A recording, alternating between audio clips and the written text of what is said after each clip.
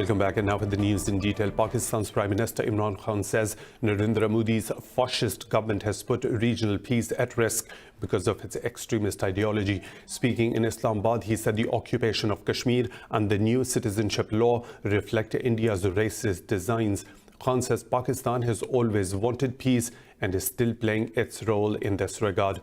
The Prime Minister said his government has decided to observe the 5th of next month as Kashmir Solidarity Day.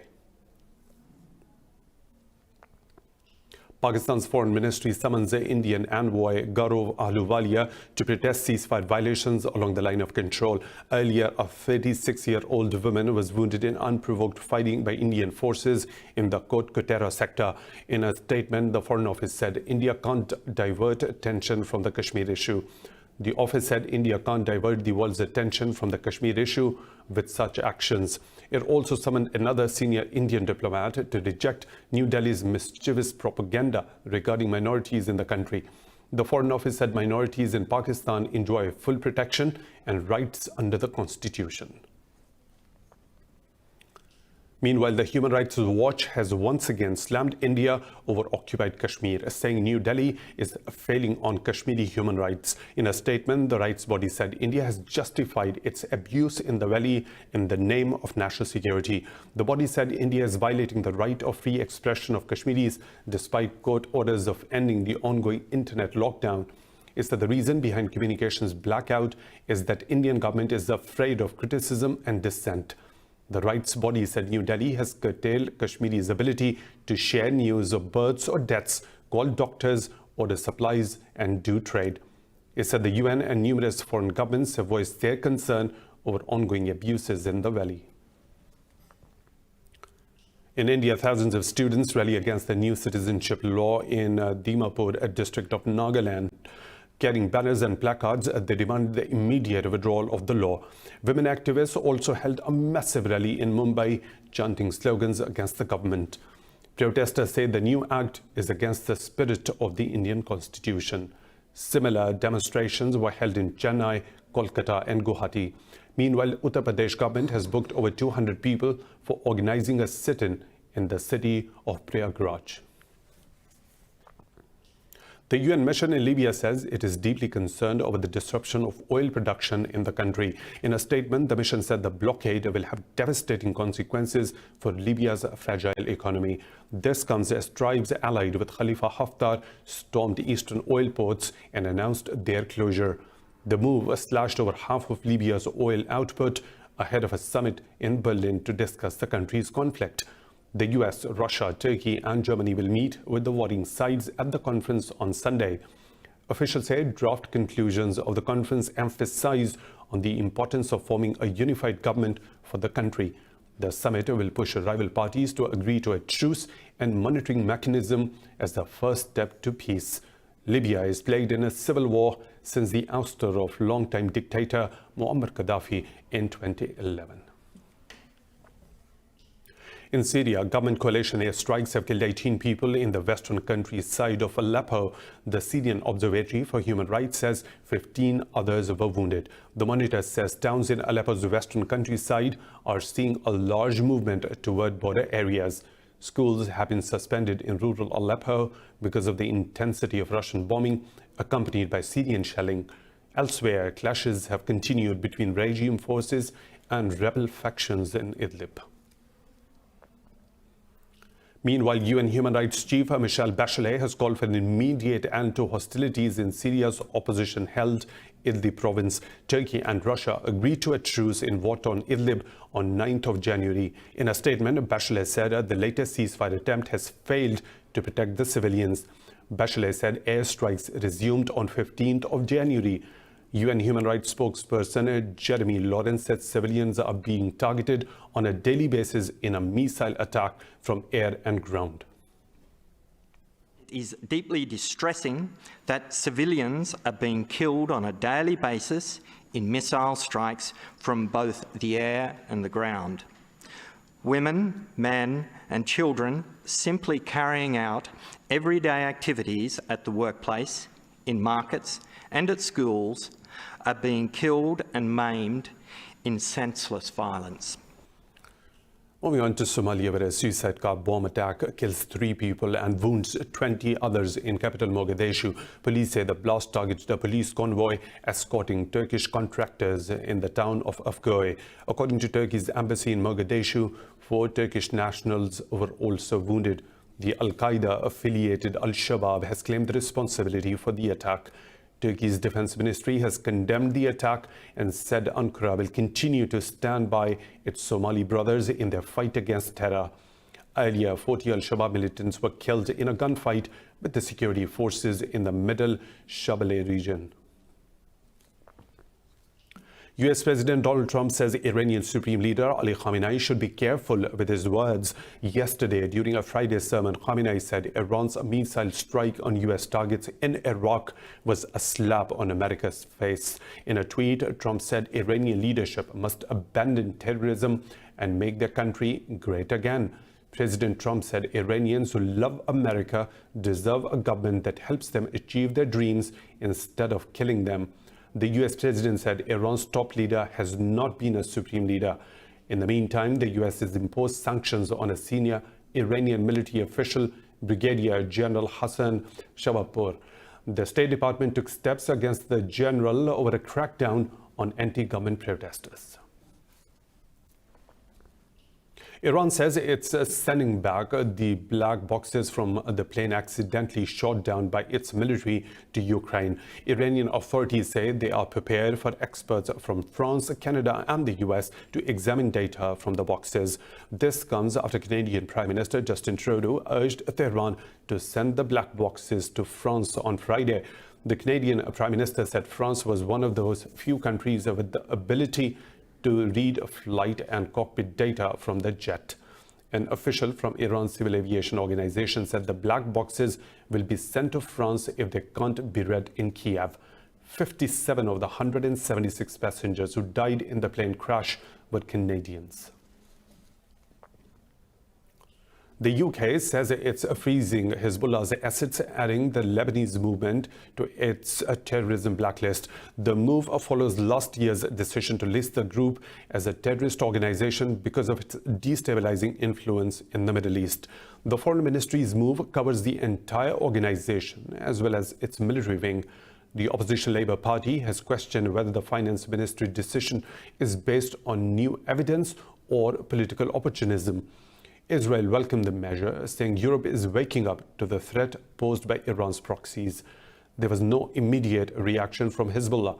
The sanctions come amid continued wrangling in Lebanon over the formation of a new government. Moving on to Iraq, where at least 2 protesters have been killed and 25 others injured in central Baghdad. Security forces have used tear gas to disperse demonstrators trying to breach the capital's Sinaq bridge. Authorities say one canister hit a demonstrator directly in his chest, killing him. Medics say dozens of protesters are suffering from breathing problems. Demonstrations against the political system have rocked Baghdad and Iraq's south for the last 3 months. Over 460 people have been killed in Iraq's mass protests since 1st of October. Catholic bishops from Europe, US and South Africa have urged their governments to recognize the state of Palestine. The plea by 34 bishops of the Holy Land Coordination followed a 5-day visit to the region this week. In a statement, the group said the bishops are inspired by the enduring resilience of Palestinians despite the worsening situation they face. The group said they implore their governments to help build a new political solution rooted in human dignity for all. They said there is an urgent need for Western countries to play a constructive role by insisting on the application of international law. More stories to follow right after a short break.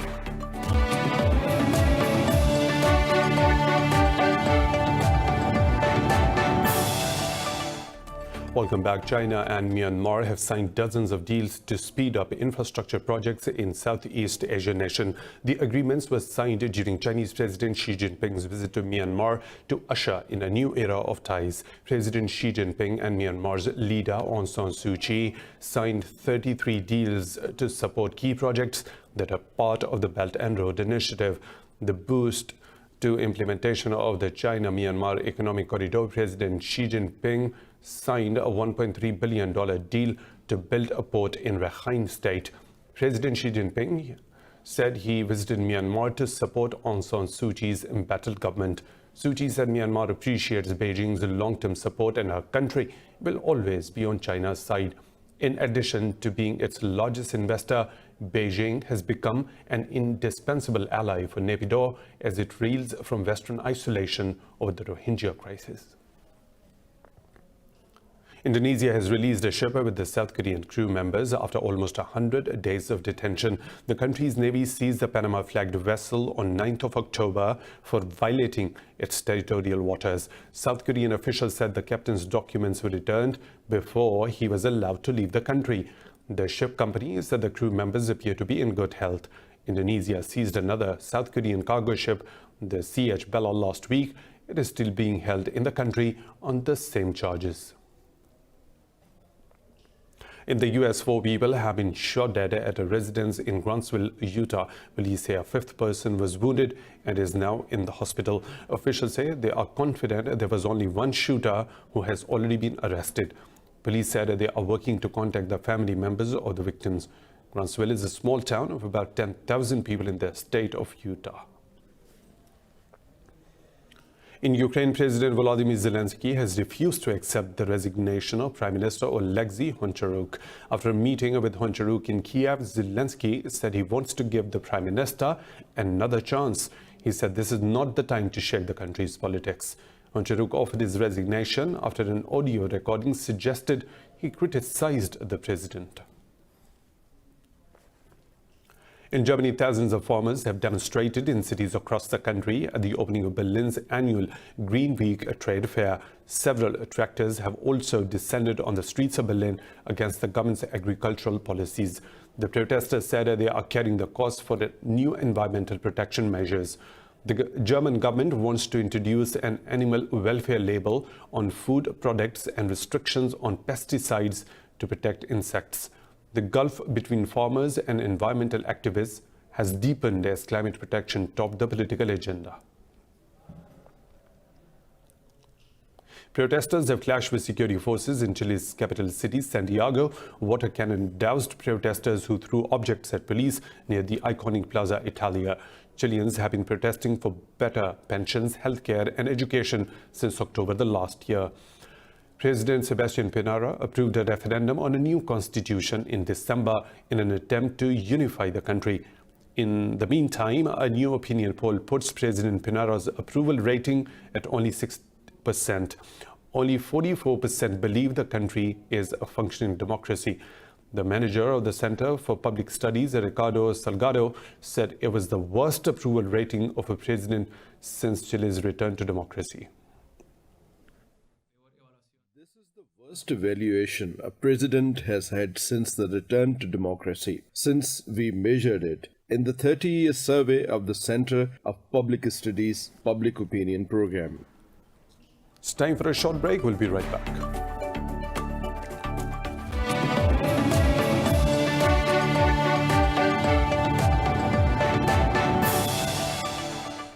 Welcome back. A blizzard has battered Canada's Atlantic coast, prompting the province of Newfoundland and Labrador to declare a state of emergency. Wind gusting to over 120 kilometers per hour dumped 60 centimeters of snow in some areas. Authorities in the provincial capital, St. John's, ordered all businesses to close and told people to stay home. Newfoundland Power said thousands were struck by power cuts, including the Canadian Broadcasting Corporation's office in St. John's. Snow drifts buried cars in the doors and the windows of some homes in the area. In a tweet, Prime Minister Justin Trudeau urged everyone to follow the authorities' instructions. Brazil's tribal leaders have accused President Jair Bolsonaro of pursuing commercial ambitions. They said Bolsonaro's pledge to open up the Amazon to mining companies is tantamount to genocide. At the end of a 4-day gathering in Amazon, the leaders said Bolsonaro's policy had led to increasing illegal invasions, deforestation and fires. Brazil's National Institute for Space Research said deforestation in the Amazon increased by 85% in 2019. Pataxo tribe member Emerson said their fight was not about greed but for the survival of their future generations. All this deforestation is meant to kill our communities. When we, the indigenous people, fight for the defense of our territory, we're not fighting for greed or for some land. Our struggle is to ensure the survival of our future generations, our children, our grandchildren. Thunderstorms have battered parts of Australia's east coast, causing road closures and flash flooding. Despite the heavy rain, the country is still wrestling nearly 100 bushfires. Major highways have been closed in Queensland, with the state having some of Australia's heaviest rain in months. The storms have caused blackouts in New South Wales. The Bureau of Meteorology says the intense rainfall has eased, but thunderstorms are still possible through the weekend. New Zealand has sent some more reinforcements to help fight Australia's bushfires. The blazes have claimed 29 lives and killed an estimated 1 billion animals. Chinese authorities have reported 4 more cases of the new coronavirus. Health officials at the inland city of Wuhan said the patients are in a stable condition. Officials say there have been 41 confirmed cases of the illness since December. Earlier, researchers from London's Imperial College said the number of infected people is likely to be more than officially reported. The virus has spread to Japan and Thailand, with South Korea on alert.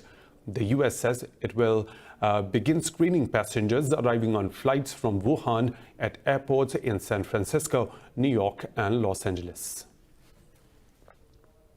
China is about to launch 2 geostationary orbit Beidou satellites and a new generation of manned spacecraft as part of its ambitious space program. For missions that return moon samples to Earth to its first Mars probe, China will send more than 60 spacecrafts into orbit this year. More about the space plan in this report. Different from the previous Shenzhou vehicles, China's new craft will be bigger, utilizing a 2-cabin structure. It's equipped with re-entry and service modules, which adapt to different missions, such as carrying people or cargo. It is a future-oriented manned space shuttle. We will try to use some thermal structures and reusable technologies to reduce its operation costs. So basically, with the new technologies, we will expand our capabilities to carry people to and back from space. As one of the country's 3 major space missions, the Chang'e 5 lunar probe is expected to bring moon samples to Earth. The greatest distance between the Earth and Mars is 400 million kilometers. It means a journey time of 7 months before arriving in Mars orbit in 2021. China's current lunar program is divided into 3 phases: orbiting, landing, and returning, with the first 2 phases already completed. We temporarily call the follow-up mission as the 4th phase of the Lunar Exploration Program. The preliminary goal we set is to establish a lunar research base through 2 to 3 missions. In the foreseeable future, it will be unmanned scientific research base for the long term, where people would make a short visit. In addition, 3 new types of carrier rockets, the Long March 5B, Long March 7A, and Long March 8, will make their maiden flights in 2020. In the United States, the next generation of high-tech instruments is on display at the National Association of Music Merchants Expo. These included traditional instruments like the harmonica and the ukulele that have been given a modern digital makeover. More in this report. Thousands of musicians and music lovers flock to the NAMM Expo every year. It is considered the global crossroads of new music, products, and cutting edge in audio technology. This year's event in Anaheim, California, is previewing products from over 7,000 brands. These included a smart ukulele by the Chinese company Capma. It's an interactive Bluetooth app-enabled learning system for people who always wanted to play a ukulele to connect to a phone app and learn to play by teaching you the chords, the strumming. So it's the world's first smart ukulele. Swedish company Lackholm also put their latest invention, a digital chromatic harmonica, on display. Its purpose is to let you play the harmonica without annoying family members or neighbors. So this was started as a hobby project. It was just, I could say, it was born out of a need to play silently. So I play chromatic harmonica, but it makes a lot of noise, and I have a wife and kids and neighbors. So I decided to try to build a harmonica that you can play silently with headphones. The event also features live music and lectures on the latest trends in music and audio production. This year's expo will conclude on 19th of January.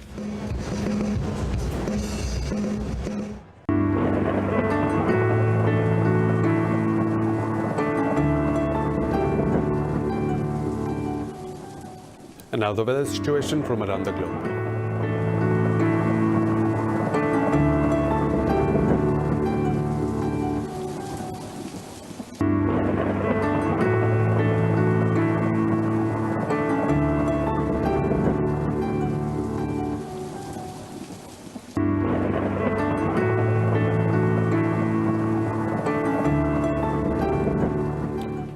And that's all for now. For further updates, you may follow us on social media at Indus.news.